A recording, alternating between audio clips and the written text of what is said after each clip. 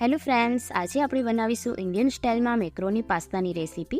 જેના માટે મેં 1 કટોરી જેટલા મેક્રોની પાસ્તા લીધા છે. તમે અહીંયા તમારી પસંદના કોઈ પણ પાસ્તા લઈ શકો છો.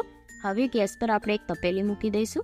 તપેલીની અંદર આપણે 3 ગ્લાસ જેટલું પાણી ઉમેરી દઈશું. પાણીને આપણે થોડું ગરમ થવા દેવાનું છે. પાણી આપણું ગરમ થઈ જાય ત્યારબાદ આપણે એની અંદર મેક્રોની પાસ્તા ઉમેરીશું અને એને સારી રીતના આપણે બોઇલ કરી લેવાના છે. મેક્રોનીને કૂક થતાં 5 થી 7 મિનિટ જેટલો ટાઈમ લાગે છે. અહીંયા કને આપણે મીડિયમ ગેસ રાખીશું.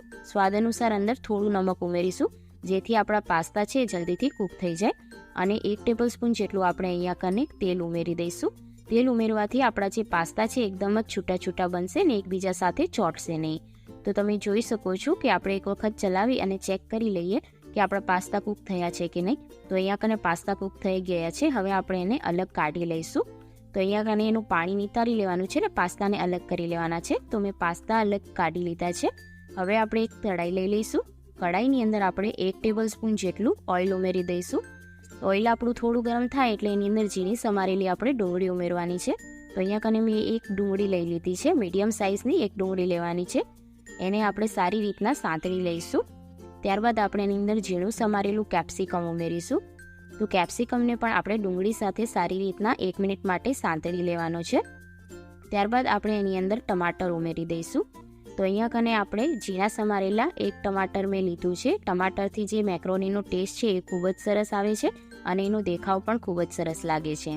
તો આપણે એને સારી રીતના ચલાવી લઈશું અને મસાલાના ભાગનું આપણે થોડું અહીંયા કને નમક ઉમેરી દેવાનું છે જેથી આપણા વેજીટેબલ છે એ સારી રીતના કૂક થઈ જાય. તો આપણે એને 1 મિનિટ માટે ચલાવતા રહીશું. અહીંયા કને આપણે ઓવરકૂક નહીં કરીએ. અડધી ટેબલસ્પૂન જેટલું કશ્મીરી લાલ મરચું ઉમેરીશું જેથી એનો કલર છે એકદમ જ રેડ આવે. સારી રીતના એને મિક્સ કરી લેવાનું છે. ત્યારબાદ આપણે એની અંદર 2 ટેબલસ્પૂન જેટલો ટોમેટો કેચઅપ ઉમેરીશું. 1 ટેબલસ્પૂન જેટલું આપણે અહીંયા રેડ ચીલી સોસ ઉમેરીશું અને 2 ટેબલસ્પૂન જેટલું આપણે વિનેગર ઉમેરીશું. આ બધાને સારી રીતના એક વખત મિક્સ કરી લેવાનું છે. તો અહીંયા કને મેં બધા જ સોસને મસાલા સાથે સારી રીતના મિક્સ કરી લીધા છે. ત્યારબાદ હવે આપણે એની અંદર મેક્રોની પાસ્તા ઉમેરી દઈશું. તો જે આપણે મેક્રોની બોઇલ કરી હતી એને મસાલા સાથે ને વેજીટેબલ સાથે સારી રીતના મિક્સ કરી લેવાનું છે.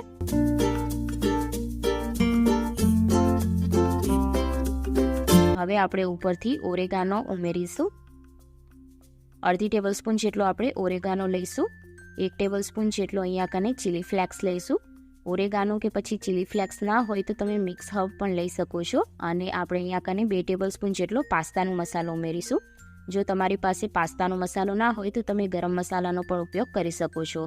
હવે આ મસાલાને આપણે સારી રીતના મિક્સ કરી લઈશું અને પાસ્તાને એકદમ જ મસાલા સાથે સારી રીતના આપણે કૂક કરી લેવાના છે જેથી મસાલો છે પ્રોપર એના પર લાગી જાય.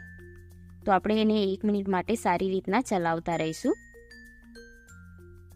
તો તમે જોઈ શકો છો કે આપણે મેક્રોની છે એ તૈયાર થઈ ગઈ છે. હવે આપણે એને સર્વ કરી લઈએ. મેક્રોની પાસ્તા છે એ ખાવામાં ખૂબ જ સરસ લાગે છે. નાનાથી લઈને મોટાને ખૂબ જ ભાવતા હોય છે અને ખાસ કરીને બાળકોની ફેવરિટ ડિશ હોય છે. આ રીતે તમે બનાવો તો ફટાફટ મેક્રોની બની જાય છે. આ તમે બાળકોને બ્રેકફાસ્ટ માટે પણ આપી શકો છો. તો તમે જોઈ શકો છો આપણા ડિલિશિયસ પાસ્તા છે એકદમ જ રેડી છે. જો તમે મારી ચેનલ પર પહેલીવાર આવ્યા હોય તો ચેનલને સબસ્ક્રાઇબ કરવાનું ભૂલતા નહીં અને બાજુનું બેલ આઇકન જરૂરથી ક્લિક કરજો જેથી આવનારા નવા વિડીયોના નોટિફિકેશન તમારા સુધી પહોંચી જાય. અને વિડીયો ગમ્યો હોય તો વિડીયોને જરૂરથી લાઇક કરી દેજો.